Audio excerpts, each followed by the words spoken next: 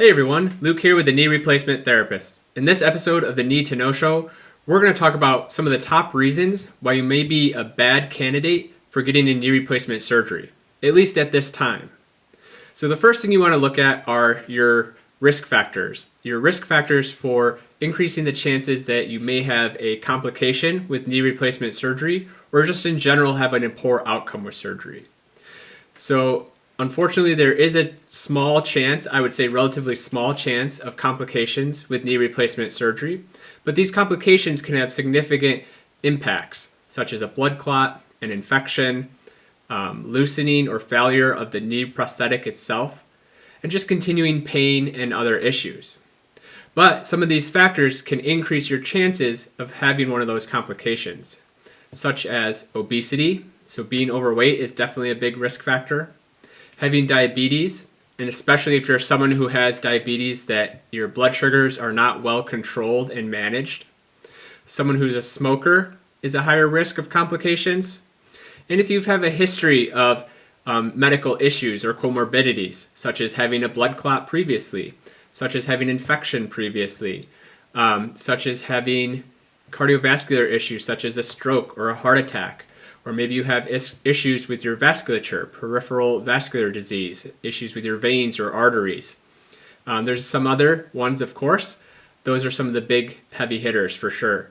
So having some of these issues, some of them you can manage and control and reduce your risk, and some of them you can't necessarily manage. As I go along here, be sure to know that none of these are absolutes that you definitely can't have a knee replacement surgery, but these are different factors that you definitely want to consider and talk about with your medical providers, with your surgeon, before going ahead and getting that knee replacement.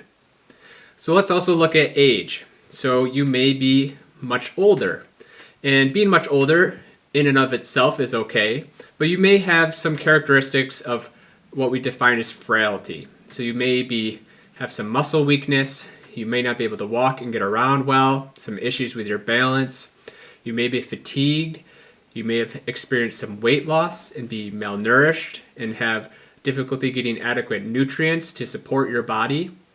These are all going to be things that are going to make going through an intensive knee replacement and then the recovery afterward relatively difficult. So it's really one of those things where you have to weigh the pros and cons and the potential benefits versus the potential challenges if you are someone who is much older and much frailer. Being too young, so looking at the other end of the spectrum, a knee replacement lasts for a certain lifespan. And though that lifespan seems to be increasing of the knee replacements, we want to reduce your risk of needing a revision surgery as much as we possibly can. Revision surgeries are a little more intensive and challenging surgeries. You have to remove the original prosthetic, the original replacement. You have to resurface the bone. And it just tends to not have quite as good outcomes as a normal first-time knee replacement. So we really want to try our best to reduce that risk of needing a revision surgery as much as we can. So if there are ways that we can put off getting surgery, if that's through conservative management, physical therapy, activity modifications, to get to an age where we can reduce that risk of needing a revision, we try to do that, and doctors try to do that as much as they possibly can. You also want to think about, is your knee causing your issues? Is arthritis and degenerative changes and issues in your knee joint the cause of your pain and your symptoms?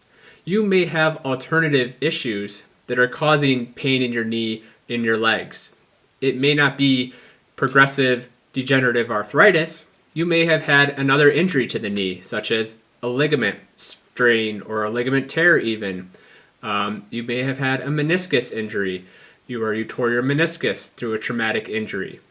You may have pain or issues somewhere else that are radiating and causing pain at your knee and around your knee, such as at the hip, or low back issues are very common. Of course, such as causing sciatica pain going down the leg into the knee and also other parts of your leg. So one way to really look if there's something else that's causing your pain and issues is getting connected with a healthcare provider, an orthopedist.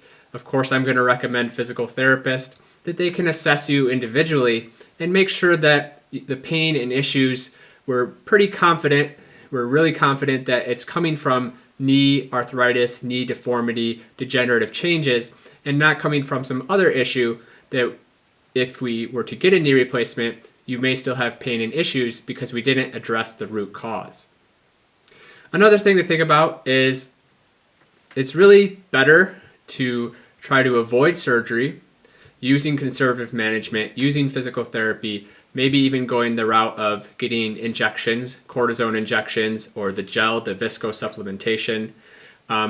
If you are considered a bad candidate, if there's enough of these kind of yellow flags and risk factors that may say, okay, you might be at a higher risk of having a complication or just not having a successful outcome that you're confident and you're happy with, maybe there's another route that we should look at, and that may be conservative management strategies.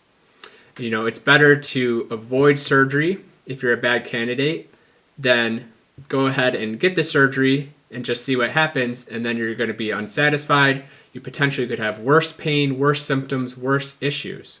So it's really going to come down to a real thorough discussion with your doctor, with your surgeon, with any other healthcare providers to look at what are the pros and cons, what are the risk factors for you as an individual, are there certain things that we can adjust and plan for going into surgery to reduce your risks as much as possible, and how much is your knee pain and your knee symptoms impacting your quality of life. And if it's at a level where it's manageable, then let's look at trying to delay or avoid surgery if at all possible. Surgery is really the last resort. So I hope this gave you some useful insights to consider when you're someone who is determining, if you should go ahead and have a knee replacement surgery or not.